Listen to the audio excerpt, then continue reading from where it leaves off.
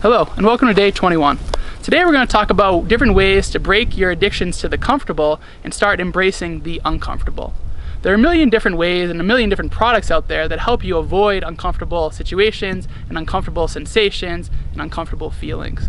But today we're going to talk about moving a little bit closer to those things so they don't have as much power over us. Because why would we really want to avoid these powerful internal signals that are trying to tell us and sell us something?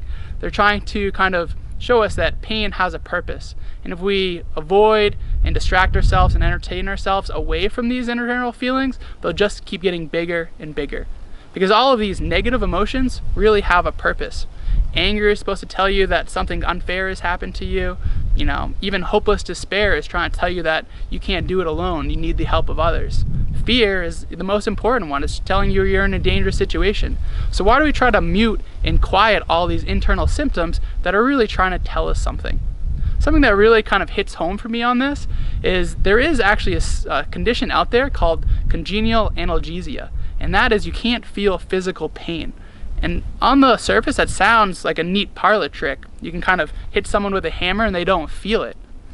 But in reality, these people who suffer from this condition live on average only 35 years. So it's not really that great to not feel pain. But we spend so much time and energy not trying to feel emotional pain, trying to run away from that messenger. Because pain does have a purpose.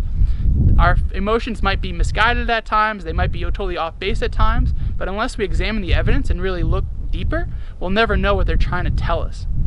Because our brains all have something called an amygdala. It's very small, like an almond-sized shape. And that's kind of the smoke detector for your brain. But if that keeps getting kind of activated over and over again, and you keep giving it false alarms and getting excited and not paying attention to what's actually happening, if you ignore those symptoms, then your brain, your amygdala becomes more sensitive, and that amygdala goes off more and more often.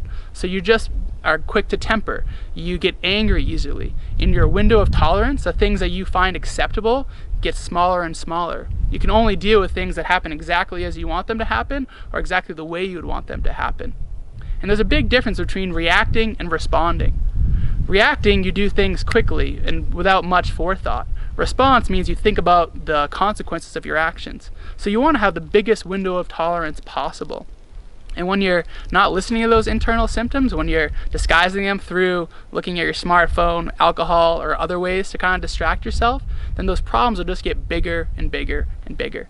Because stress isn't really a bad thing, but ignoring stress is.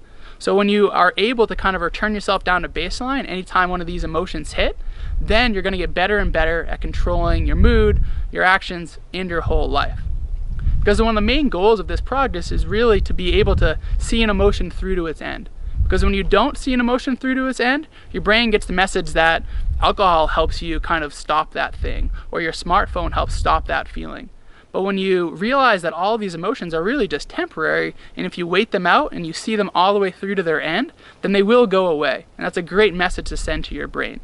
So for today's self-reflections, we're going to take a step back and see what pushes your buttons, so when they happen again, you'll get a little better at returning to baseline and just moving on with your day, seeing an emotion through to its end. But that's all I have for today. Thanks for tuning in, and I'll talk to you tomorrow.